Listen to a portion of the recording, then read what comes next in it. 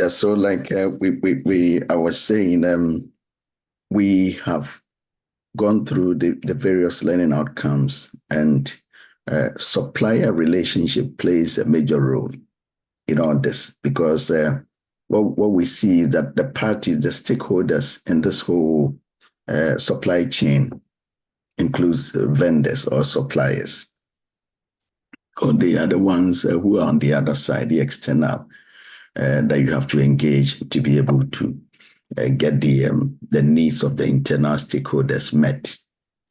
Yeah, so you have to have a way of managing that kind of relationship.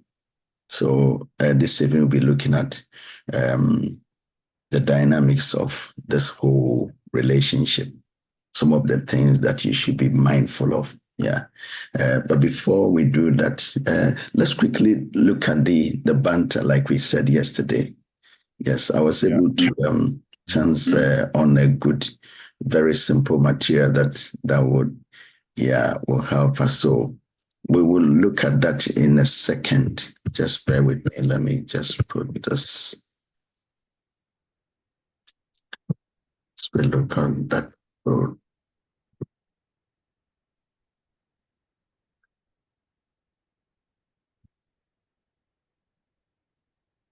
Yeah, I remember. Can you hear me? Yeah.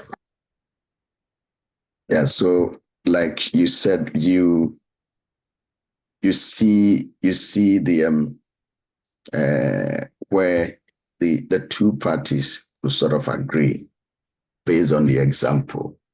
Yeah. So the example talks about somebody, Tom and Colin.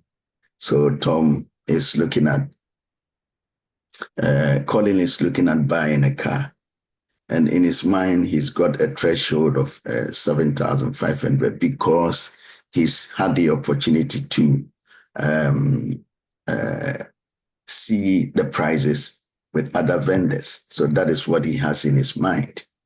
Then you have Tom on one side, who is also looking at selling at 10,000. Yeah, so he's got the 7,500 and somebody has got 10,000. Yeah, so if Tom comes in and he decides to sell it around 8,000, then it's more than what he thinks he should be able to pay for that. And we are saying that at that point, there is a possibility that there will not be an agreement. Yeah, so maybe that will fall through.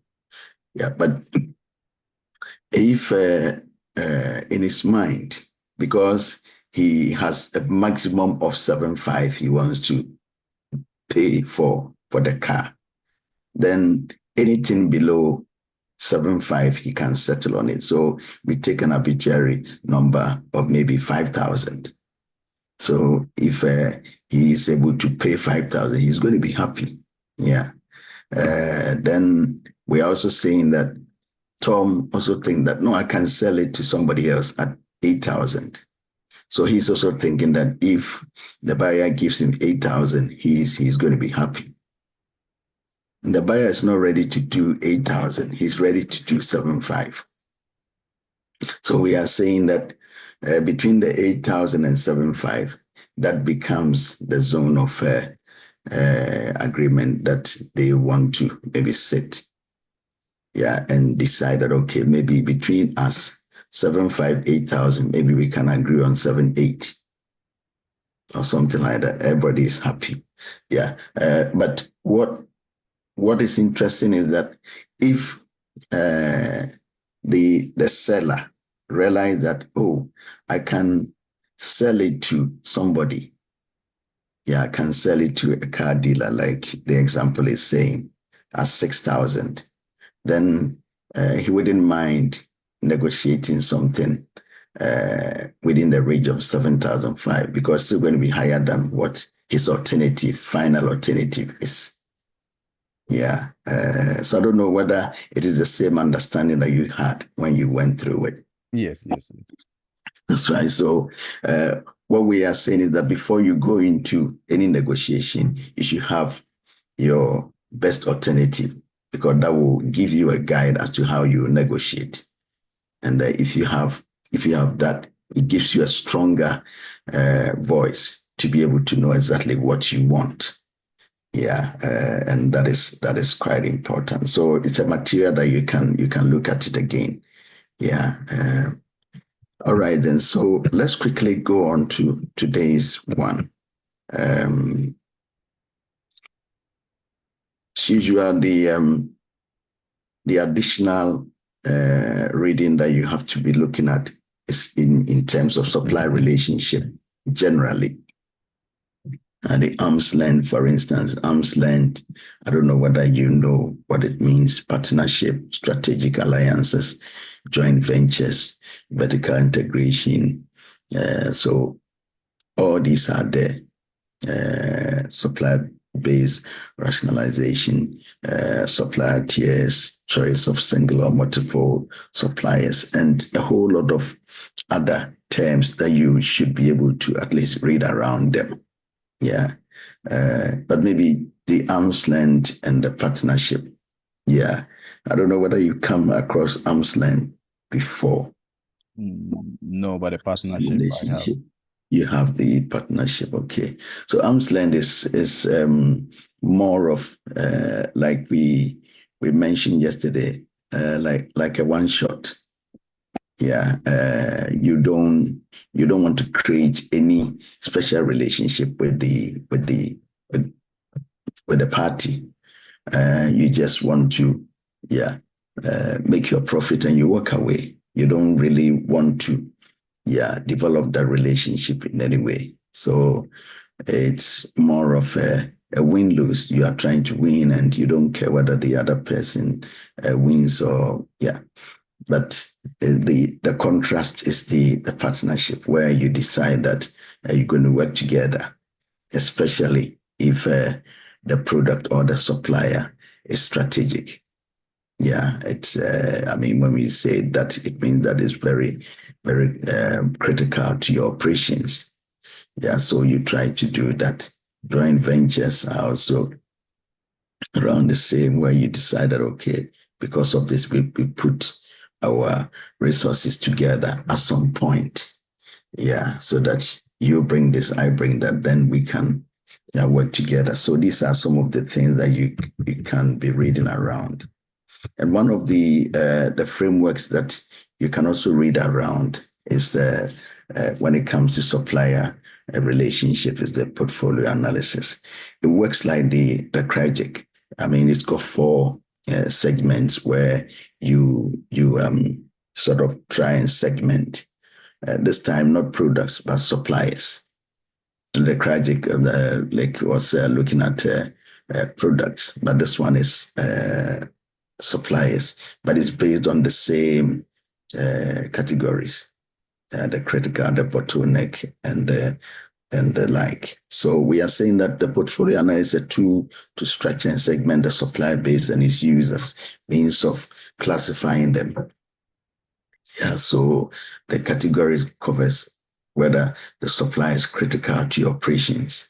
Routine means just the normal, day-to-day things that you need. So it's not critical, it's not strategic. The leverage is where you're making a lot of profit on a particular product or with a particular supplier. Their products gives you a lot of profit. It constitutes a bigger percentage of whatever profit you make. So it means that you would want to sort of try and manage that relationship carefully.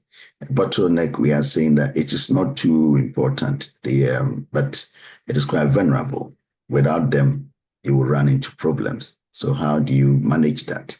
So these are the 4 categories. But so we are saying that if you effectively classify goods and services based on one of these categories, those responsible for proposing the strategies can now understand how to manage the relationship.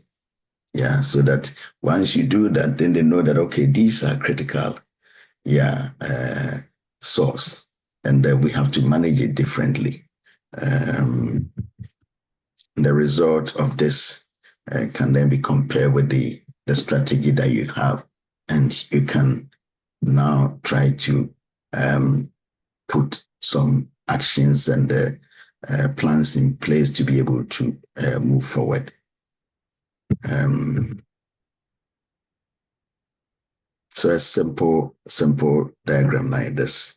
Yeah, so we have the gold mine or cash cow, market leader in large, yeah, problem child, star offering, the dog minor in the market. Yeah.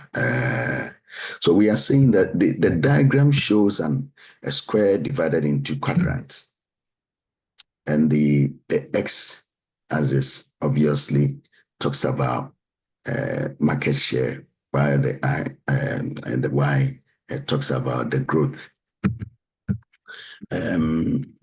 What we are saying that the best place for your offering is supposed to be the bottom right, which is the like we mentioned the last time, yeah, on the project, the gold mine or cash cow. Yeah, it means that you are able to make a lot of profit. Yeah, you have a greater share of the market when it comes to this. Yeah, so how do you manage that relationship for the supplies? If you want to continue to be the leader, what do? Yeah, you have to be careful that nobody overtakes you. So because of that, you put all the needed strategies in place to be able to keep the monopoly or the leadership that you have. Yeah, and that is what we are trying to put across here.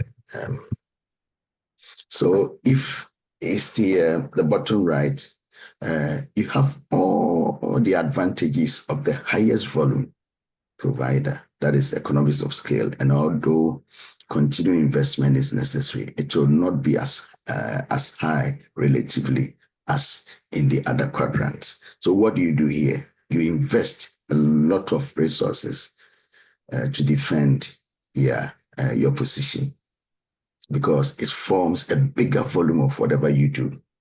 So that is important. Yeah. Then the next one is the right top, where once again you are the market leader. But the advantage here is that the market is expanding rapidly. So expansion is possible. Yeah, this position has the disadvantage that you need to invest more heavily and make sure that you get a majority of the new customers who are coming into the market in order to stay as the leader. So investment per customer is higher than the above.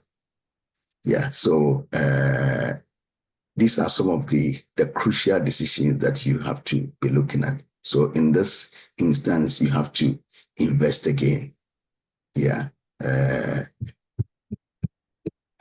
other quadrants will also mean that you are rapidly growing.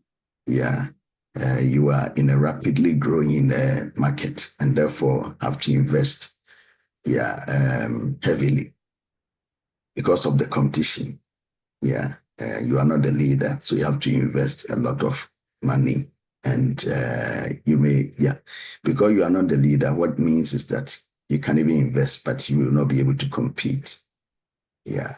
Then if that is the case, you have to assess carefully to see if heavy investment can get you to the top. If not, then you have to be careful how you manage that. Then apparently the last one is where the worst position is, where you have low relatively market share, because these offerings have been around a long time. The organization could be over loyal to them. When exiting might be the answer. Yeah.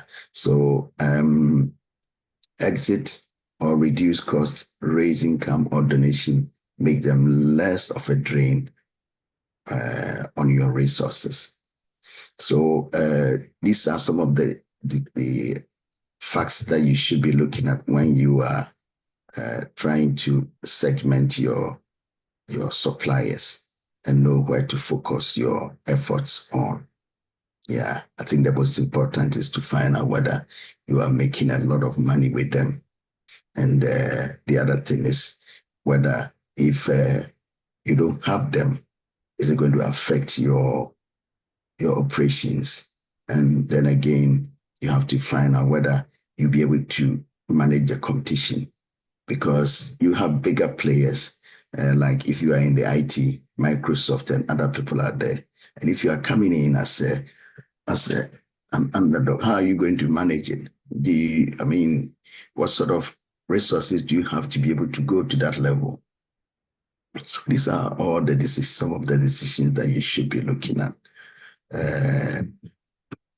on the supplier segmentation. Yeah. Another interesting area which is so crucial is how you manage a relationship when conflicts come. And this one, I want you to take your time to look at sources of conflict. I mean, we've said that there'll be a lot of disputes coming from non-payment of goods, which is typical. If the quality is not good or is short supply, you're supposed to supply 10, you supply 6, it becomes a dispute.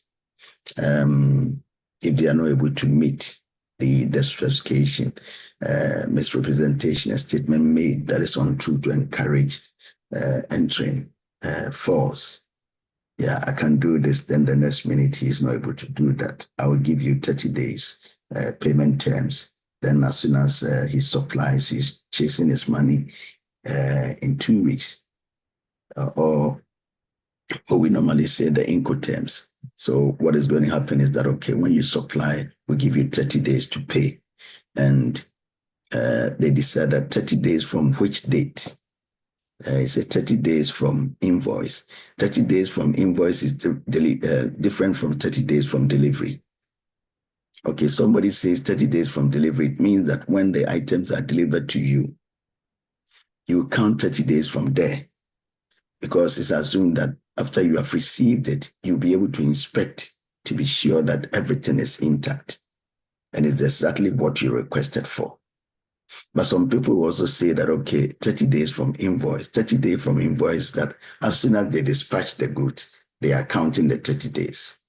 So if somebody gives you 30 days from delivery by math, then as soon as they deliver, they start chasing, then they've changed their position. And all these are source of conflicts.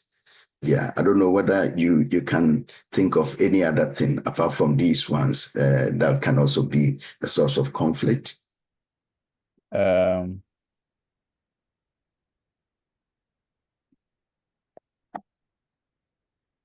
Okay, I'll also talk about maybe the quantity. Okay. Yes. Maybe you are supposed to supply this X amount of goods and services to me. And then when the goods were delivered, I counted and realized that they are not up to the number of goods and services. They are not up to the number of goods we have decided. Yeah. Ordered. Came Yeah. into the contract with. Yeah. Mm-hmm.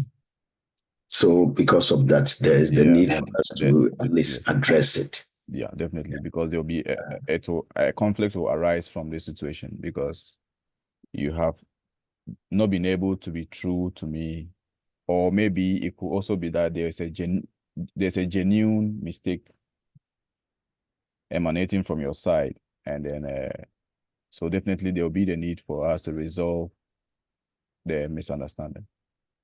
Yeah, definitely. I mean, if there's a discrepancy in the quantities that was required, or even the specification, then definitely that needs to be addressed. So they quickly pick your quote, the quotations you gave them originally, and they will come to you saying that, no, you quoted this specification, so why have you delivered this?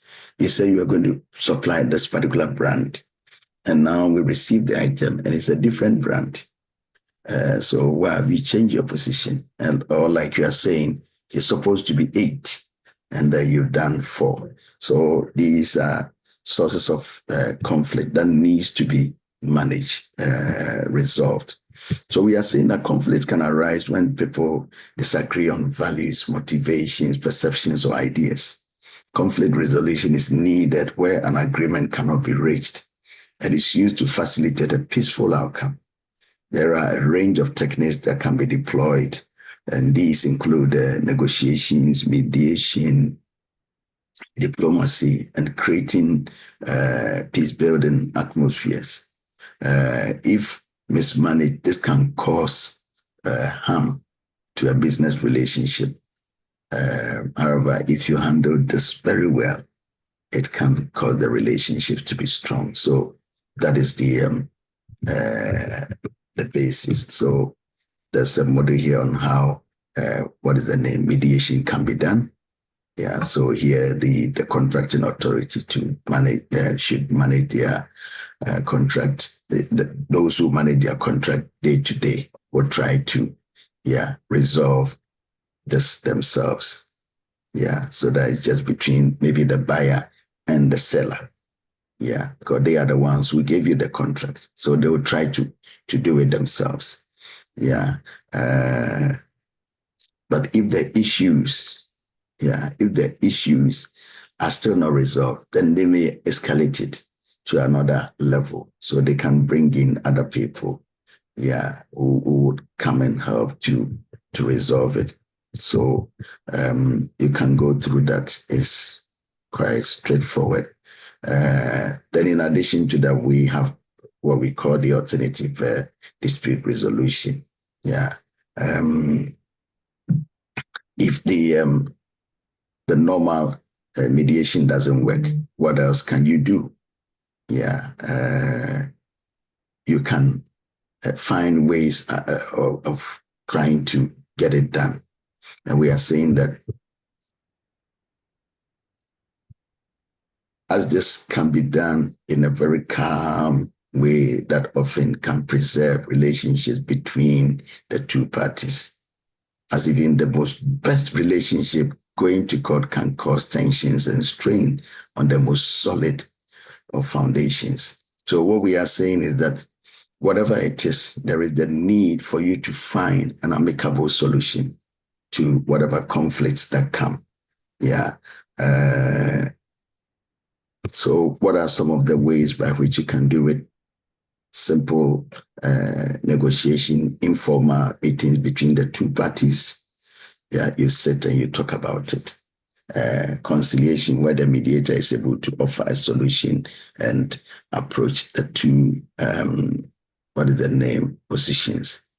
Arbitration, where you decide to get other people in to be able to sit on the case and look at how things can be done. It's an interesting scenario that we had this week. One of our suppliers was supposed to supply a particular brand. Yeah, he was supposed to supply, I think, some filters, and it was supposed to be DiLSCM. So the brand was DiLSCM. Then in error, they supply another brand called Hi-Fi. So the customer receives it and said, "This is not what I was looking for." It becomes an issue. Yeah, you've misled me. Yeah, I mean, I was looking for this, you've done that. So how do you resolve it? A very simple way of doing it. So they have a meeting and they said that, no, we would definitely resolve this. So what we're going to do is that we will replace the filters with the right ones. Yeah, and the question was, okay, if you replace with the right ones, what happens to the ones that you supplied earlier that were wrong? Are you going to charge us for that? I said, no. For the relationship that we have, you can keep that one and do whatever you want to do with it. Yeah, so it's always good for you to find ways of resolving some of these conflicts. Yeah, either by yourself or getting other people involved in it. When it comes to commercial contracts, it's important to consider all forms of alternative ways of resolving it before you go into the legal and the other things. So what we are saying is that you have to try and exhaust all the avenues that you have through negotiations, through getting somebody to arbitrate or getting somebody to help the reconciliation and all that. Simple discussions, very informal. But if these things are still not resolved, especially when it comes to issues where there's a huge amount of money involved, or it is going to sort of affect your business in a big way, then you might have to take it forward, especially if the other person is not coming to the table. Yeah, so we are saying that any business dispute can eventually be resolved in a court environment if no resolution can be achieved through other means. The court can then decide a solution which is beneficial for the aggrieved party. The court can then decide if the contract was breached, granting repairs to the reparation with a form of repair to the parties if it's deemed to have been so. If you and the disputed parties are in the same country, it makes it easy. Yeah, but if somebody is external, then what is going to happen?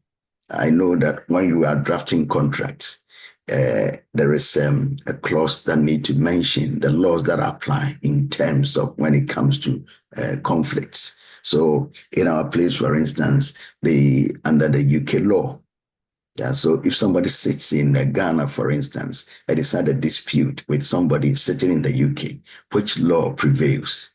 So it makes it very difficult. But if you are both in the same place, it's easy for you to resolve it. Yeah, because once the law in the other place does not favor you, then maybe you'll be losing out. Yeah, so these are some of the things that we are talking about. Yeah. In addition to this conflict, we are also saying that when it comes to supplier relationship, there are several models out there that helps us to manage it. Yeah, and we are saying that supplier relationship is part of the vendor management, where organizations segment suppliers and determine important supply categories to devise a strategy or their suppliers to manage their suppliers efficiently. So 3 segments of this is: 1, you group them, you segment them, then you develop the strategies, then you finally try to execute the strategies. What does this segmentation mean? Differentiate suppliers to identify opportunities and risk. Yeah, this one, what we mean is that every supplier should be able to see the importance of the supplier to your operations. If a supplier constitute a higher percentage of your profit, then it means that you have to create a relationship where you would be able to at least partner, work together, because without them, you will lose out. Yeah, so that is what we are talking about. If it does not constitute a lot, a bigger percentage, but it's the day-to-day running, then you have a lot of options out there.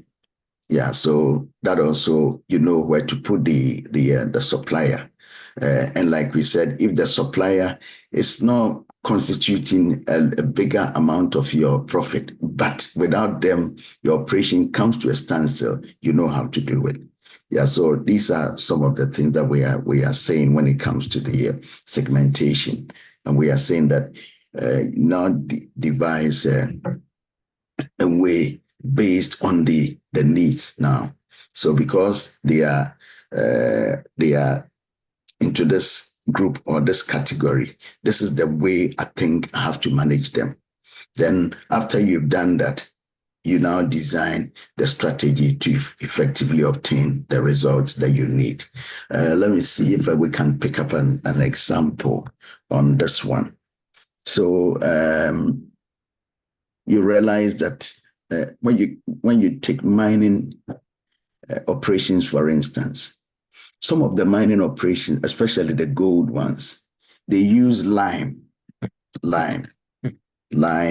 as in limestone as part of the operations. Yeah, so without that, they will not be able to generate.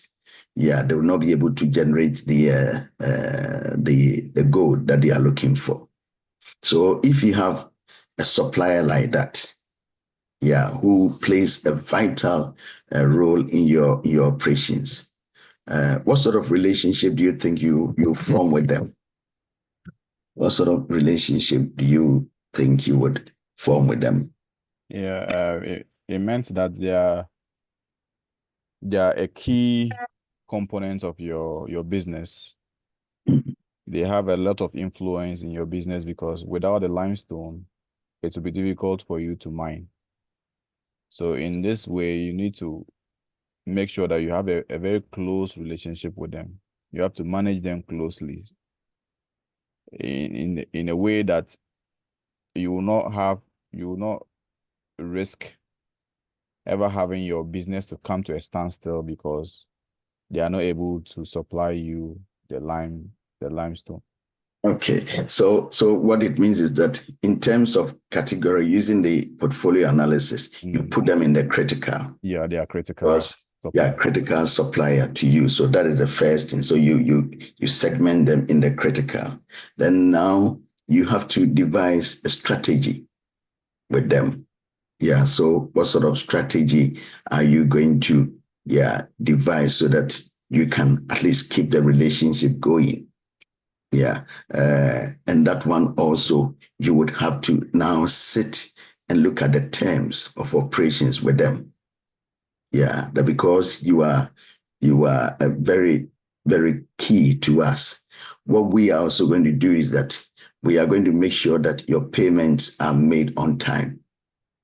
Yeah, and so that will be an incentive also to them, for them to know that, okay, this customer has decided that he's going to pay us on time.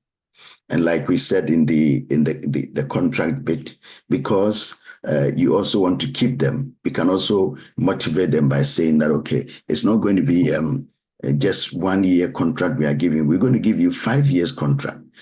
So it means that they have a stable business for 5 years. And that is also a good thing for them. So that is the strategy you are developing.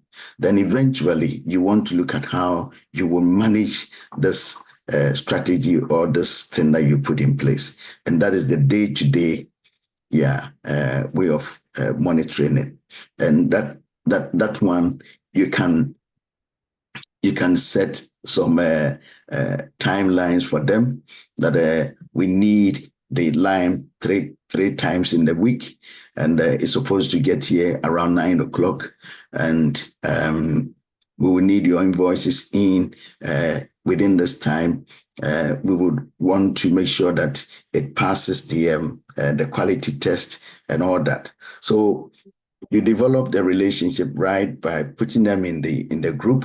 Then you develop a strategy. Then you look at the day-to-day managing of the contract that you have in place. Yeah, so these are the 3 areas that we are trying to look at. So based on that, you look at 3 other areas, by which you can establish a very good relationship with your suppliers.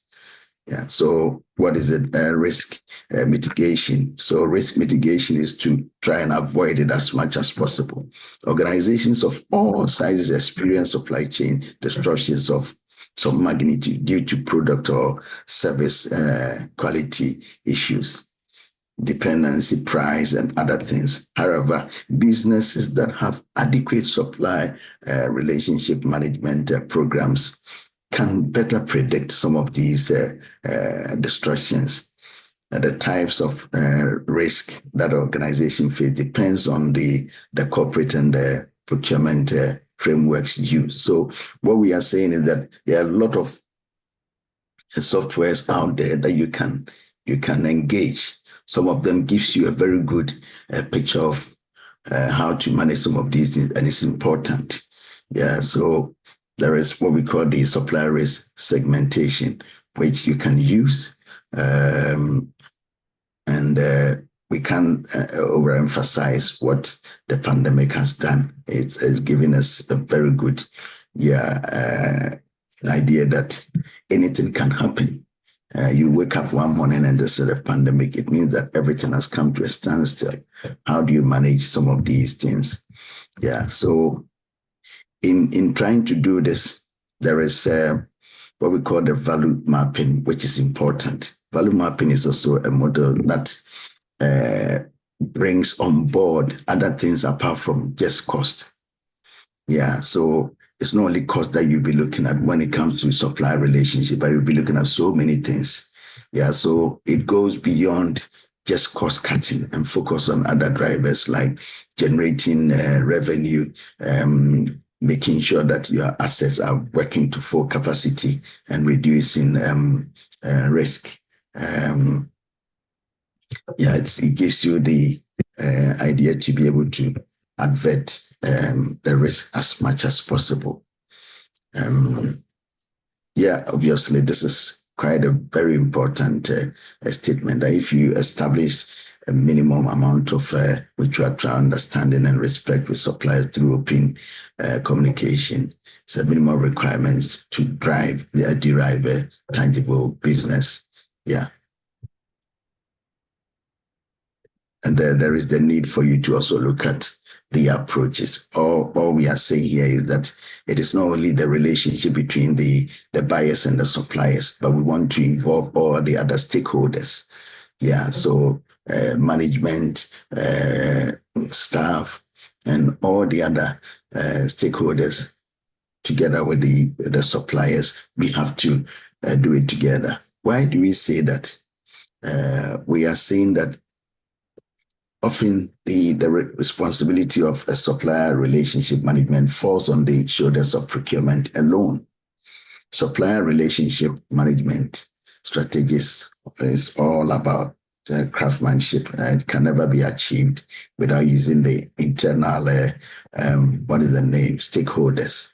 And I like the fact that if you don't do that, one individual can destroy the relationship that you have with your supplier, and that can go a long way to disrupt what you are doing. So you have to try and get all people on board, so that they can understand that this is a strategic supplier. We have to make sure that we all support the relationship. A very simple scenario is that, when some of these suppliers, they also rent some of these delivery stuff. So they have tankers that they rent, and they are charged per hour.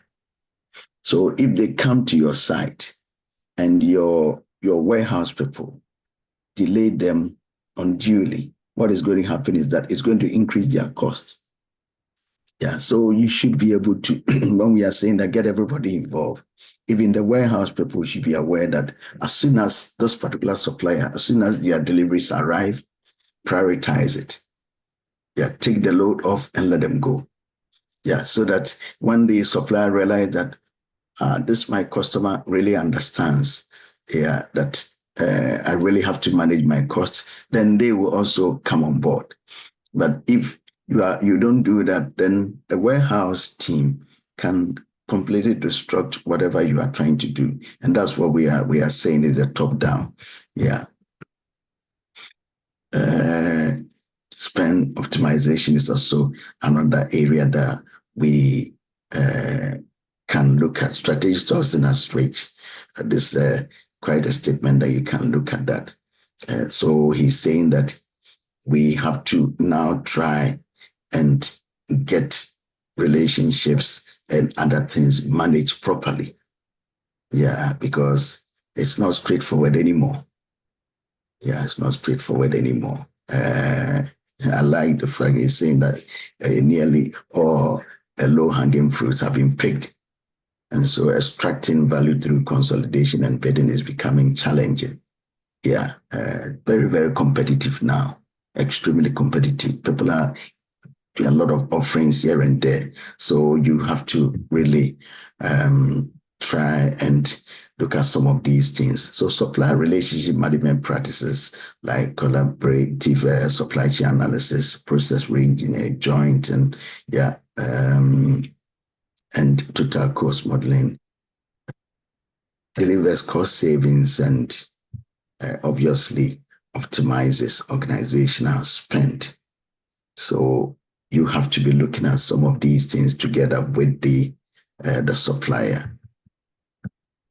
And then we have what we call the return on investment. Yeah, so most procurement teams face difficulties in securing commitment and funding for this. Yeah, why? Because they don't see any return on investment. Yeah, so we are advocating that you need softwares that will be able to help you manage your suppliers. Recently, we had a company approached us, and that we are looking into that for them. What they are doing is the customer they sell to has engaged the services of a South African company. And what a South African company is going to do is to now sit in the middle and manage their deliveries for them. So they want to monitor their performance on delivery. Yeah, but what that means is that that customer has to pay the South African supplier. So the return on investment is trying to say that sometimes procurement finds it very, very difficult to be able to get budget to secure some of these softwares. Why? How can they get over it? Yeah, and some proposals have been made here that you would have to do something. So procurement teams can start calculating benefit by estimating the impact of risk mitigation, value leakage due to non-compliant contracts.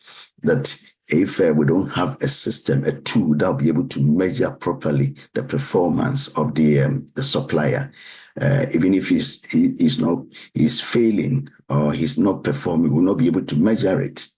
It is too manual for us to be able to measure it. So they should be able to come up with some of these arguments and narrating compelling customer stories. So we are saying that if they're able to put those arguments there, it's fine. Then again, one other thing they can do is to involve finance, because that is where the money is coming from. Yeah, so involve them. Yeah, so that they also can understand, what sort of savings you can bring on board. Yeah, so that is also very important. I don't know whether you have any questions or any comments on this particular one. No question. Yeah. Okay, so that is the main one. You can just read around these other material that can give you a lot more insight into what we are trying to say. So here, the fact that supply relationship is important, there is the need for you to be able to access all the necessary tools out there. But obviously, there's cost to it. So how do you get all the other stakeholders to be able to give you the budget to be able to get that? You have to be able to put some arguments together. You have to be able to make the case for them to know that, yes, there is a need for us to do this. Citing examples of how things have gone bad and what the software or the system can bring. And when you're able to do that, definitely you'll be able to win them on your side. So just to recap on what we've been able to look at today, the dynamics of our relationship with suppliers. I don't know whether you picked one or two areas that you think is very key when it comes to supplier relationship this evening. Yes, it's on the portfolio analysis. Okay. I Yeah. realized that when the portfolio analysis gives a matrix of how your suppliers, how you should prioritize your suppliers Mm, based on their impacts on your business. mm, Yes. And I've come to learn that critical suppliers are their impact is higher. And then their impact is high because that's where your profit, much of your profit is coming from, and that is where they are also risky. Their absence will be very risky, or their failure to deliver will be risky to your operations of the business. yeah. Yes, and then the routine ones are the ones that are, even though they are important, but they are not as profitable as the risky ones. Yeah. And so the amount of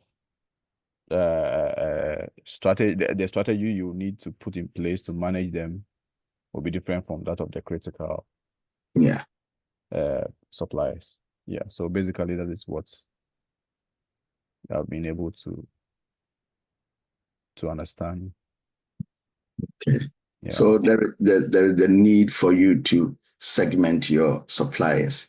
If any procurement outfit hasn't got a plan as to how they are managing their supplies, it makes it then very, very difficult. You will never be able to win. So this portfolio analysis, the starting point is for you to request, if you sit in the procurement department, for you to request, from the finance department, the spend, on suppliers. So when you take the spend on suppliers, you'll be able to analyze and see which supplier we are doing a lot of business with, which supplier has got a lot of costs with us. Yeah. So based on that, you know that, okay, the bigger spend sits with this particular supplier. Why? Because we are buying stuff from them which are critical to the operations. So we are always buying. The values are big. Then when you from looking at the values, now you'll be looking at the products that we buy. So, okay, he's the one that we spend a lot. What do we buy from him? Okay, this is what we buy from him. Okay, then I know that this is what we buy from him. So this is a strategic product that we have to keep an eye on. Yeah. Then following on from there, you would now be able to decide that, okay, based on this, I'll be able to categorize him in this particular quadrant. Yeah. Then other ones. So you can request that information from finance to see where the spend is, do the analysis. Then now you can do your segmentation for the suppliers. And like you said, once you know where each supplier sits within the framework, you can now design ways to manage them based on their importance to your operations. We've also mentioned that once you know that this is a strategic supplier, it doesn't mean that there's not going to be any conflicts. There are possibilities that conflict will come. When conflicts come, how do you manage it? Yeah, we've said that you can manage it right from just simple negotiations. Yeah, simple negotiations to litigations in the court. You can start with a simple negotiation by trying to do informal discussions to see if you can find a solution. If you don't find a solution, there is a need for you to escalate, to another level for people to come in and try and see if they can find a common ground, repair the damage that has been made. If that is not done, we are saying that corporate one, then maybe you would have to, take you to the courts for them to look at how best they can resolve it. We are saying that in terms of the resolutions, there is the need for you to also understand that when it comes to the relationship, there is the need for you to understand that managing the relationship itself is also extremely important. Yeah, so you've segmented them. You might have conflict, which you want to resolve. But what about the other day-to-day relationship that you are forming? It's also very important for you to try and manage that as you go along. And we are saying that some of the things that you have to be looking at is where the risk sits and where the cost is. Look at other things apart from cost in terms of whether they will help you to be able to generate a lot more revenue. They'll be able to help you to be able to give a full utilization to your assets that you have. Yeah, they'll be able to help you to create more market share, market value. All these things, you have to be looking at them. And we've also mentioned that if you want to keep this relationship, then it shouldn't be just the procurement department who are trying to execute this agenda. It's supposed to be the whole company. So everybody within the company somehow, should be made aware of the relationship that you have with this particular supplier and whatever role that they have to play in the chain to support this relationship should be done so that you don't run into any problems with that. Then we ended by saying that if you really want support from other departments like finance, for instance, or management to help you to be able to pursue this agenda of managing your supply relationship, then you should get them involved. You should be able to make a case for them to know the benefits of creating a very good relationship with your suppliers, taking it to another level, not just the ordinary day-to-day thing, but at least getting to the strategic point where you want to manage it well to be able to get value. That means that you would even have to get them involved and do some assessment and show some figures, data, for them to know that this supplier can do this for us. And I believe that if you give us the support, we'll be able to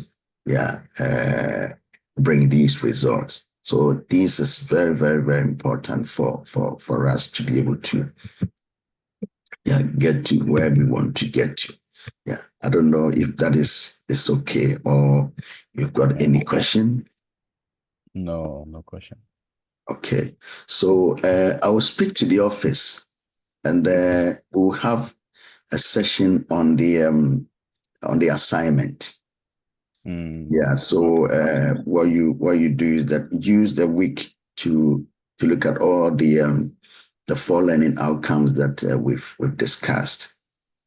Yeah, and look at the assignment again and see if you can start. I've already started now. That's right. So next week we will look at the assignment and look at samples of what you're supposed to do. Because in the